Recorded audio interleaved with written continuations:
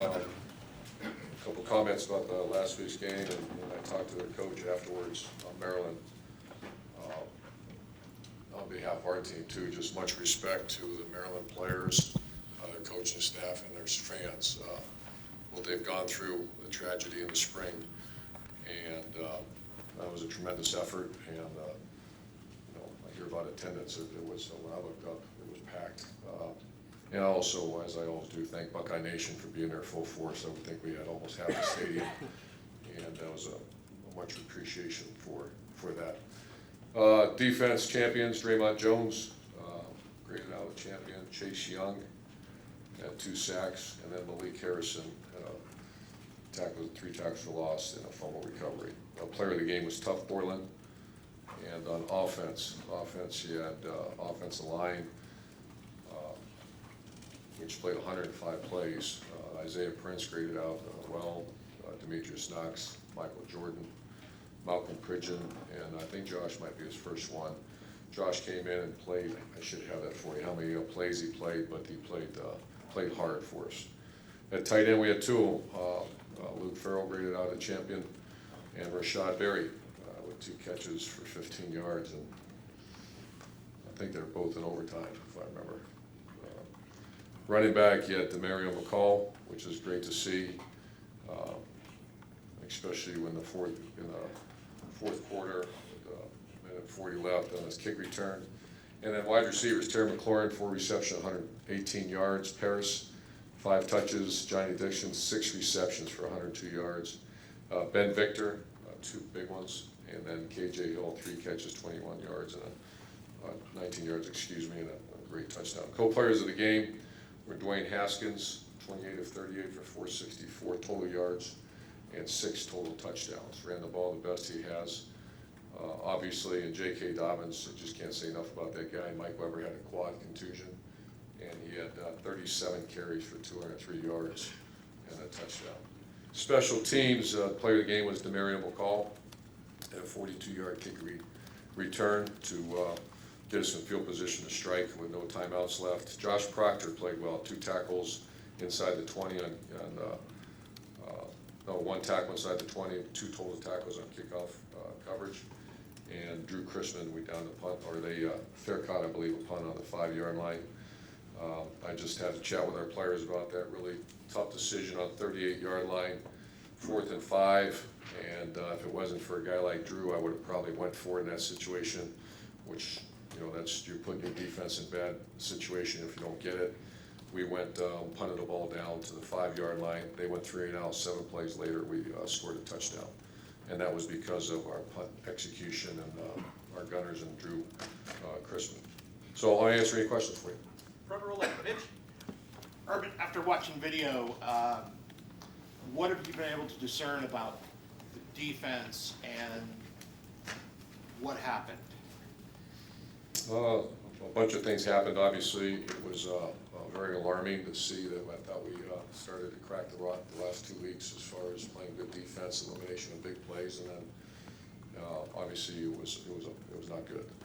And so we're not blaming people, whether it be missed tackle, alignment, scheme, whatever it is. It's just a matter of getting ready for this one. So yeah, we watched it with the defense, and it was not good. Did missed tackles, was that a problem? 8 missed tackles for the game. Your goal was to be around 5. The missed tackles were huge hits, and that was a part of it. Bill? Urban, you talked a lot about Dwayne and toughness after the game at Maryland. What does it do for an offense when that mindset starts to emanate from the quarterback position? Well, I've made this comment.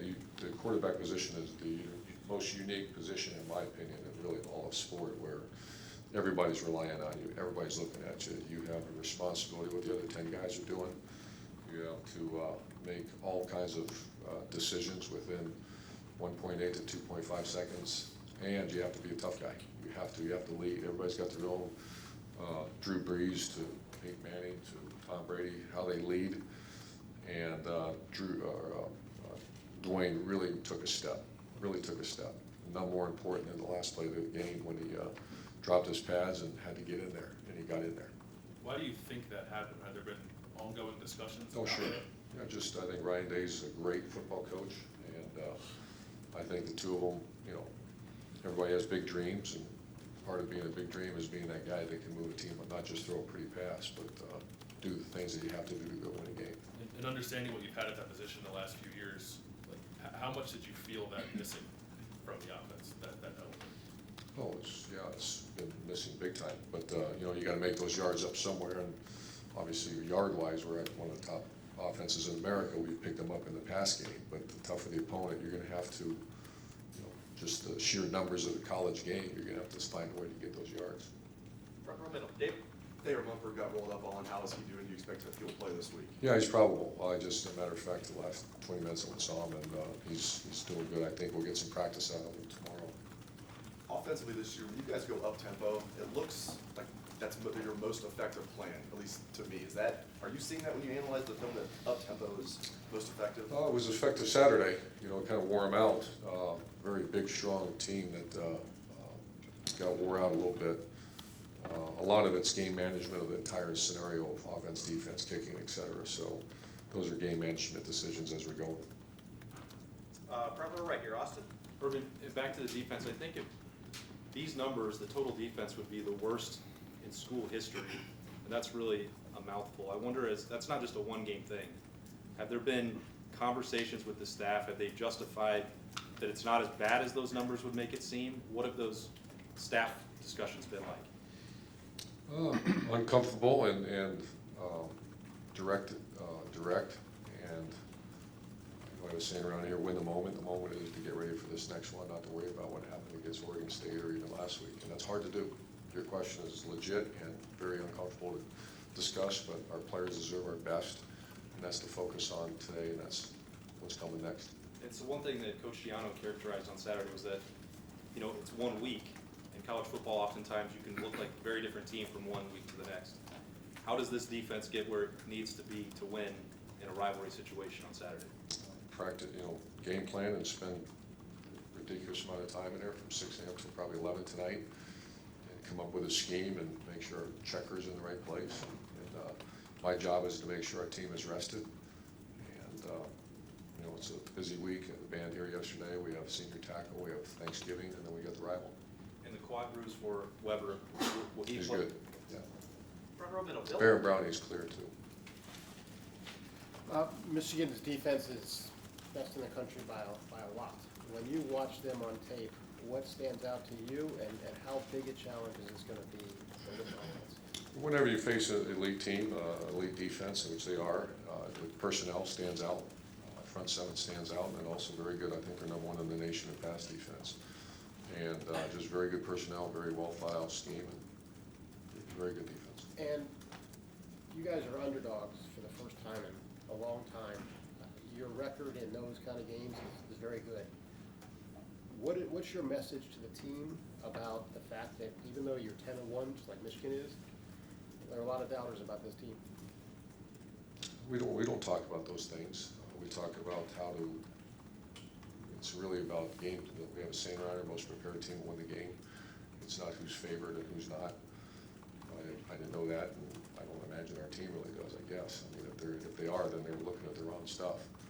They ought to be working on how they win their individual battle against a good team.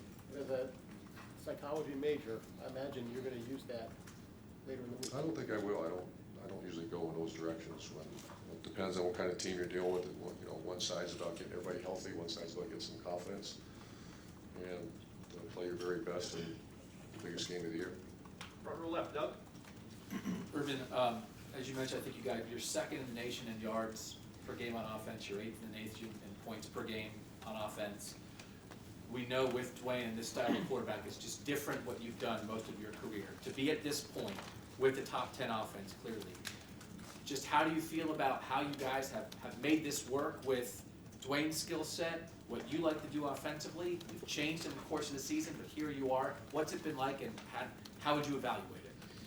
Well, we're an evaluation-friendly business. I would evaluate, other than I think we have 7 fumbles for the 7 turnovers, I believe, or I think it's 7 fumbles. That's always my concern. My concern, if you recall, several weeks ago was red zone offense and balance. And you're seeing our guys have worked tremendously hard at that.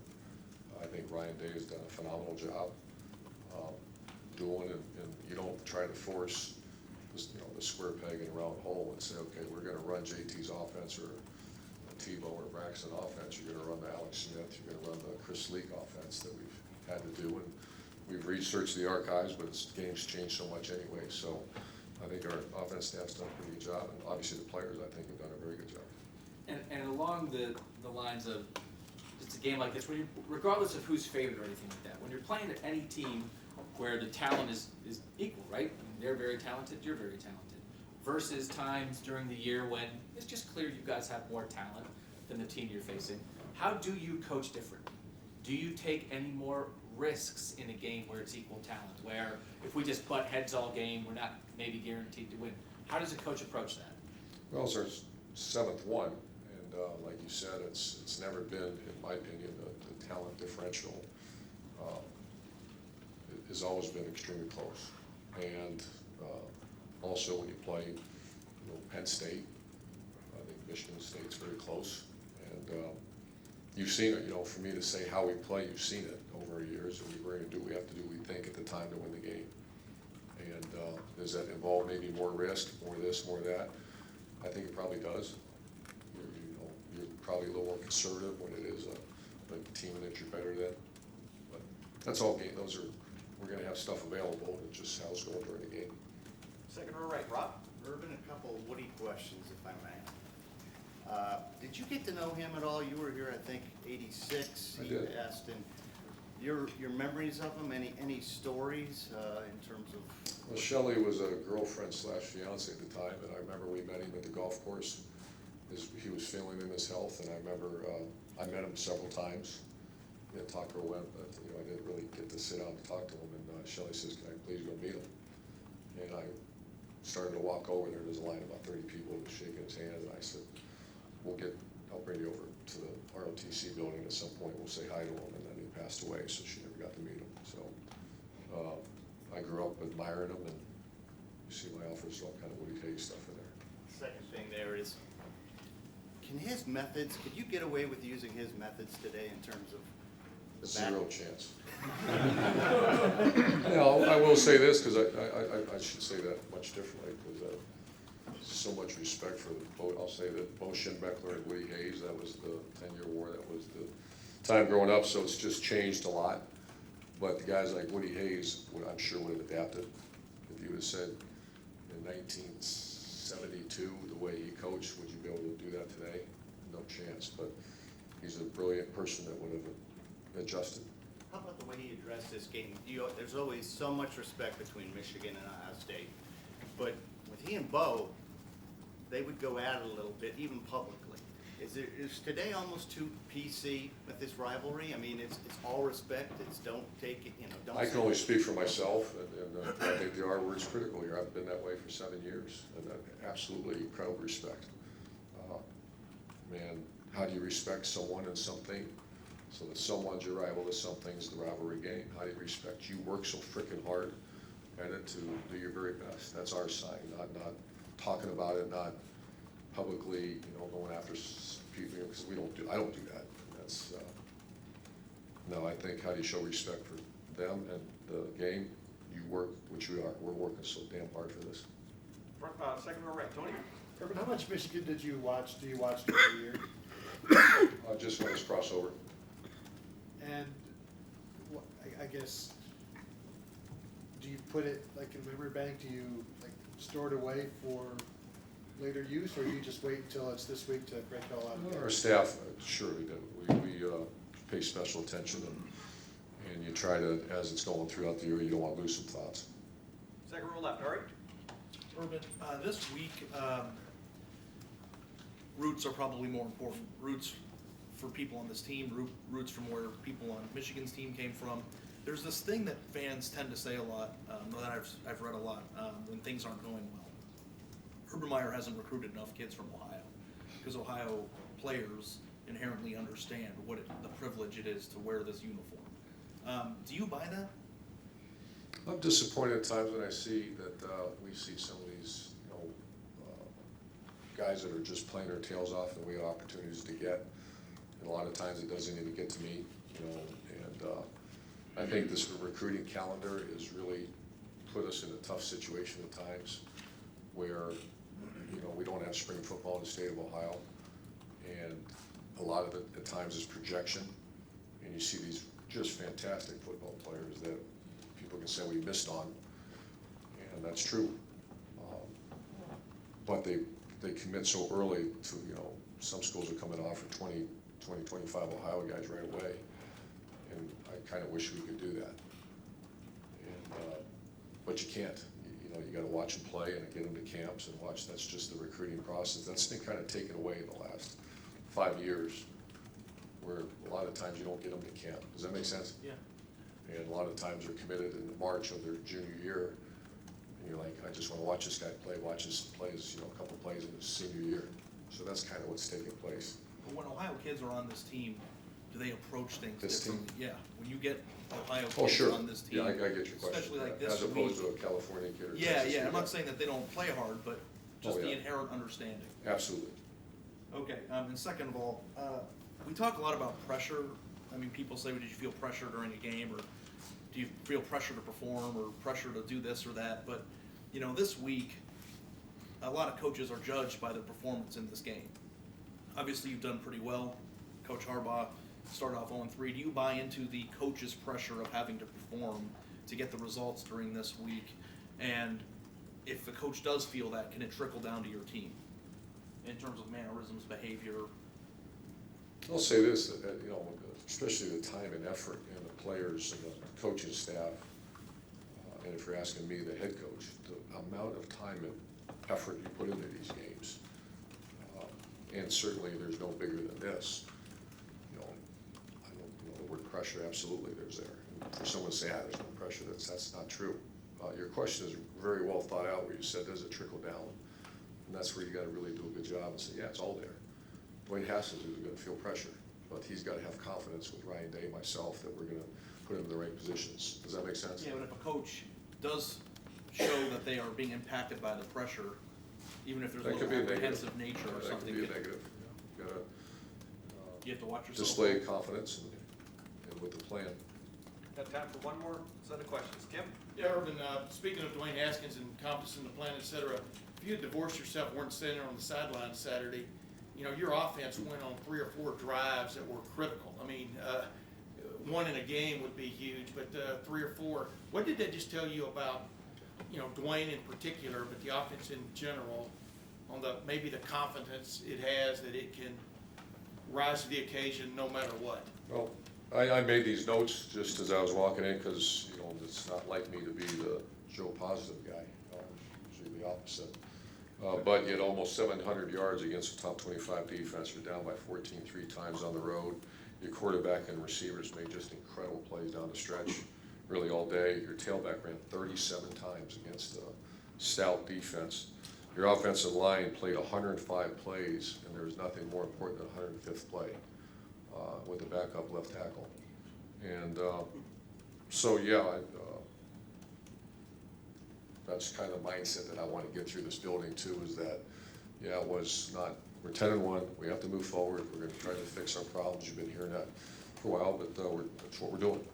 And offense, you try to build them up and make sure that now that one's over, let's get them rested, healthy. 105 plays, that's, right now, that's my biggest concern, is how do I get through Tuesdays, Wednesdays practice against this, you know, very good defense, yet be ready to swing, because they're gonna have to swing very hard on Saturday.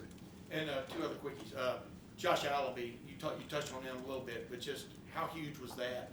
I mean, to step into a game when he did and then deliver. I mean, what does that just tell you about him? Well, that's been coming. You've heard me Yeah, talk yeah. about him getting better each week, and there was a time about, he had some injury issues too. There was a time 5 weeks ago that there was no depth. You know, Brandon Bone was there ready to go too, so we do have a little bit of depth right now. And last thing, you know, this game is about microcosm, about one-on-one matchups as much as anything else. Is Isaiah Prince, in your opinion, I think final home game in the stadium, he's going to be going against probably Rashawn Gary a lot, you would think, but is he up to that task? What's He your is. feeling of confidence there, and why do you have it? Yeah. Well, he's played against Sean last year and hung in there, and they're very good. And I think Isaiah's worked as hard as any offensive lineman I've ever had. And I just saw him earlier today, and he's gonna work really hard for this game.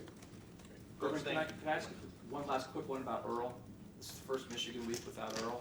I'm sure you think about him a lot, but what will you think about Earl Bruce this week in particular?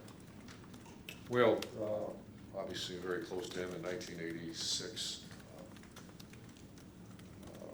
That was the first time that I experienced it with Coach, and then obviously the 1987 game up in Ann Arbor, that was his last game as a coach. And so I think about that quite often. Great. Coach, Thanks. thank you very much.